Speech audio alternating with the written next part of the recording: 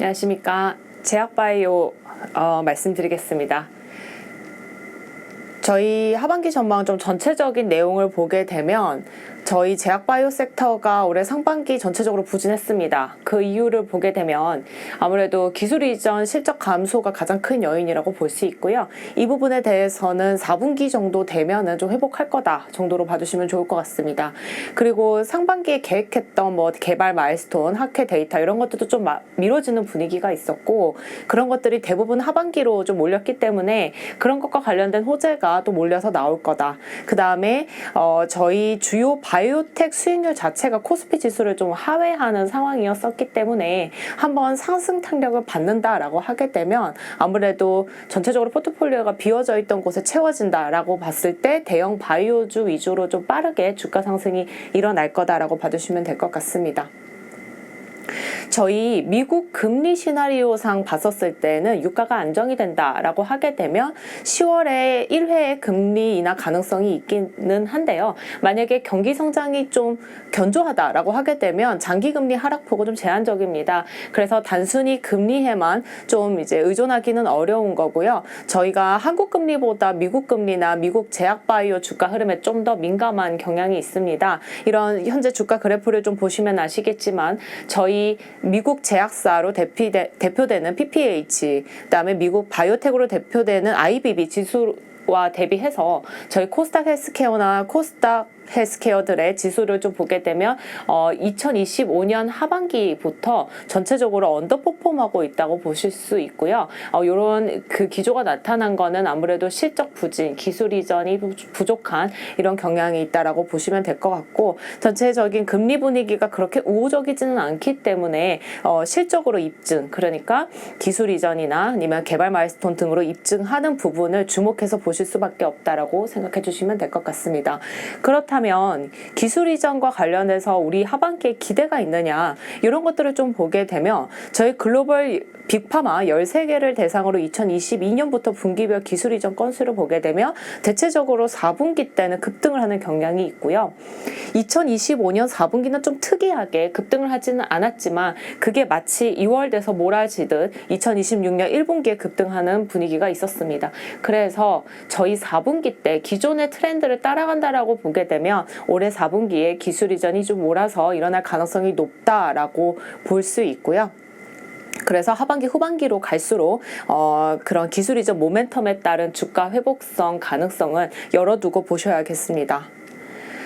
현재 분위기가 워낙에 어떤 이제 새로운 이벤트들이 긍정적인 이벤트들이 없다 보니까 저희 바이오텍들이 다른 국가에 있는 바이오텍들보다 좀 부진한 것이 아니냐 이런 데에 대한 의문이 좀 많으신데 2026년에 저희 신규 기술 이전이 알테오젠 외에는 없었던 것 같지만 비상장 쪽을 좀 보시게 되면 얀센이나 아스트라제네카, 베링거 인겔하임의 기술 이전을 한 사례가 벌써 2026년 상반기에 다수 있었습니다. 그래서 현재 바이오텍은 전반적으로 기술성과 성장성을 모두 갖춘 상태에서 그 비율이 높아질 가능성이 높다라고 보게 되고요.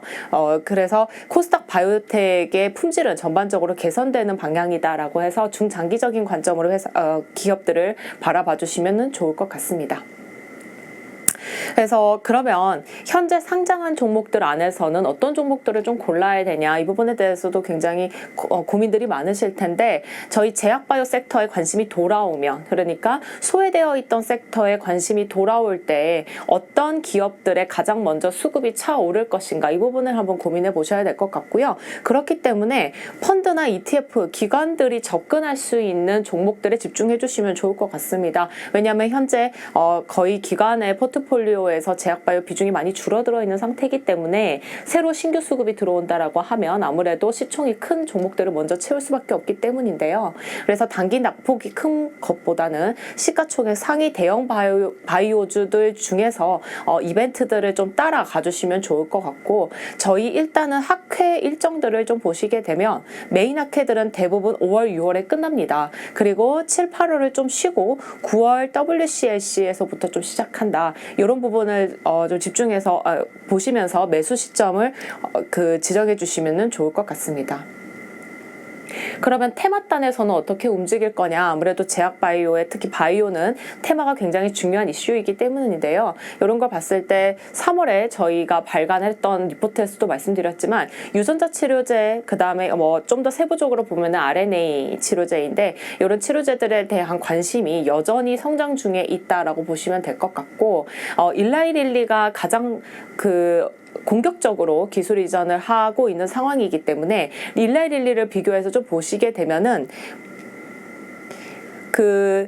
오르나 테라퓨틱스를 1분기에 인수를 했고 2분기에 켈로니아를 인수를 하면서 현재 인비보 카티 분야에 있어서는 바이러스와 비바이러스의 기술을 모두 확보한 상황입니다.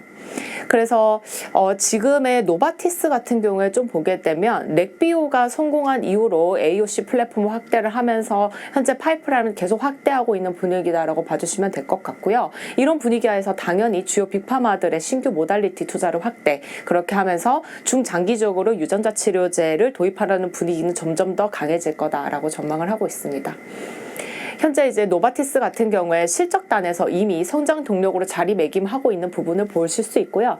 엘나일람이나 사렙타 같은 경우에서도 실적단에서 유전자 치료제 파이프라인을 통해 전체적인 매출이 성장하고 있는 모습을 보여주고 있습니다. 특히 척수성 근위축증 시장에서는 바이오젠이 이미 siRNA가 RNAi 치료제를 갖고 있음에도 불구하고 후속 파이프라인을 개발에 지속하고 있는 이런 분위기 계속 이어지고 있는 상황이고요.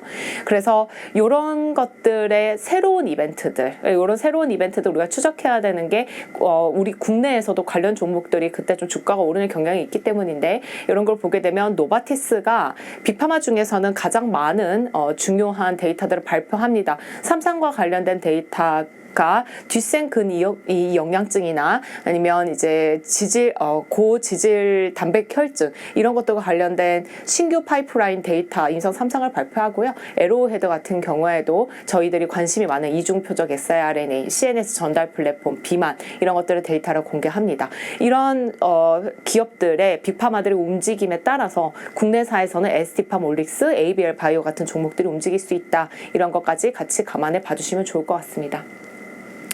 주요 타픽으로는 우선은 먼저 한미약품을 좀 말씀을 드리는데, 한미약품 같은 경우에는 일단 실적단에서 4분기에 국내 최초의 비만 신약이 에페글레나드 출시를 하기 때문에 그와 관련해서 매출단이 아무래도 올라갈 수밖에 없고요. 그다음에 많이들 기대하고 계시는 기술 이전 관련해서는 삼중작용제와 근육증가제가 모두 데이터 발표를 하면서 기술 이전도 좀 가능한 시점이 다가올 거라고 볼 수 있습니다. 그 외에 선천성 고인슐린 혈증 치료제 이런 것들과 관련해서 학회 데이터 공개 이벤트들도 있고요.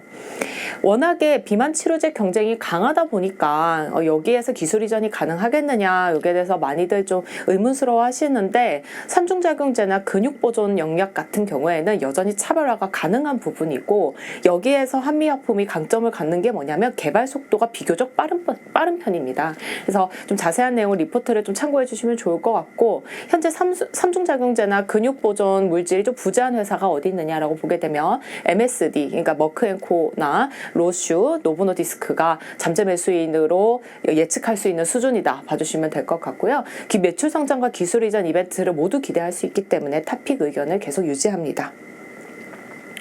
저희 리가켄바이오 같은 경우에도 상반기에는 기술 이전이 부재하기는 했지만 예정되어 있던 임상 업데이트가 굉장히 많았었고요. 그런 주요 학회에서 그런 이제 임상들과 관련한 신규 데이터들을 좀 발표를 할 예정입니다. 그래서 중간 결과, 그 다음에 임상 진전 이런 부분을 좀 추적하다 보면 결국 이게 마일스톤으로 수령된다라고 봐주시면 될 것 같고요.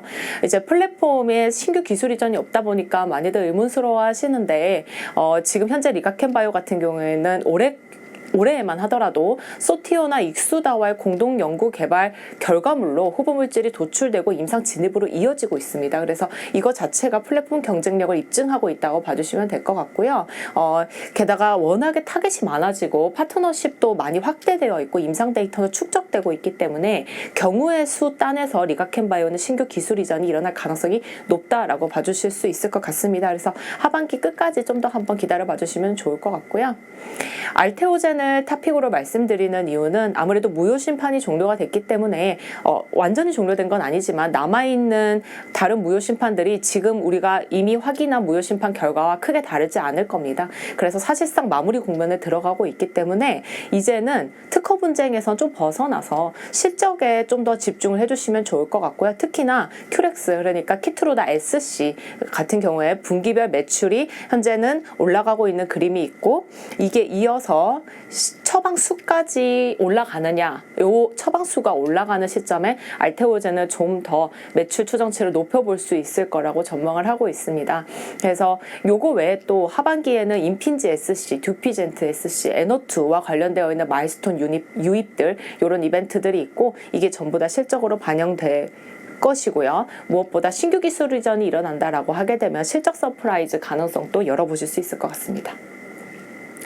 ST팜 같은 경우에는 원래 1분기 때 보통 실적이 안 나오는데 전통적인 비수기임에도 불구하고 컨센서스를 30% 이상이나 상회를 했고요.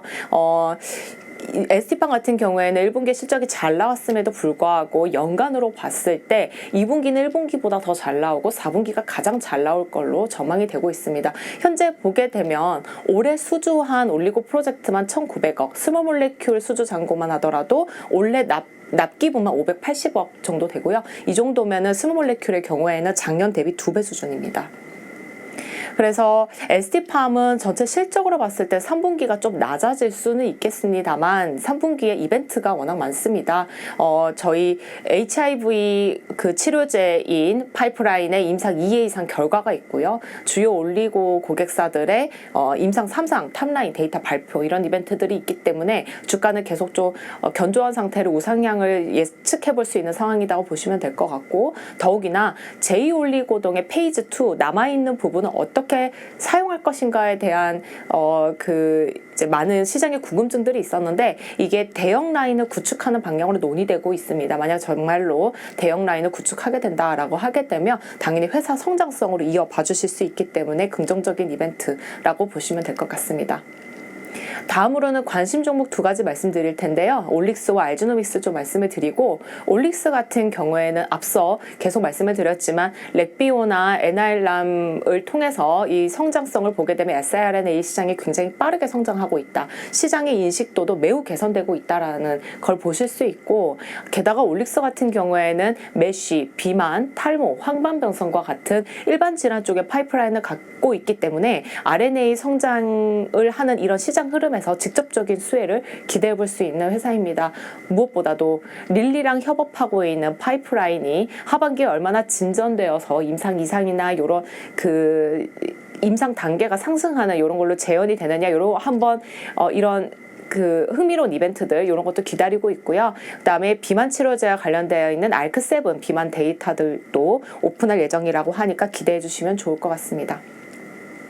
알지노믹스 같은 경우에도 저희 올해 상반기에 이미 HCC, 그러니까 간세포암인데요. 간암에 대해서 RG001의 효능과 안정성을 한번 확인을 해보셨습니다. 근데 이런 것들이 하반기에는 교모세포종으로 임상 공개가 되면서 좀 플랫폼 경쟁력을 입증할 것이라고 좀 보고 있고요.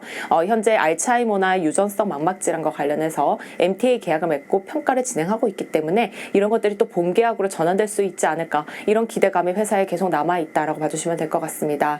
그 다음 최근에 리제논이 오토프 발현 유전자 치료제를 FDA 승인을 획득을 하면서 릴리와의 협업 관계는 어떻게 되느냐와 관련해서 좀 궁금하신 분들이 있는데요. 여기에서 보게 되면 오토프의 유전자의 경우에는 전체 유전성 난청 치료제와 관련해서는 3%밖에 차지하지 않습니다. 훨씬 더 많은 가능성에 대해서 릴리와 협업해서 후보 물질이 도출될 수 있기 때문에 오히려 리제논의 FDA 승인 이벤트는 릴리와의 협업을 좀 더 앞당기는, 더 견고하게 하는 이벤트다, 이렇게 보시면 좋을 것 같습니다. 그래서 알지노믹스의 하반기 어떤 이벤트도 같이 좀 주목해서 지켜봐 주시면 좋을 것 같습니다. 감사합니다.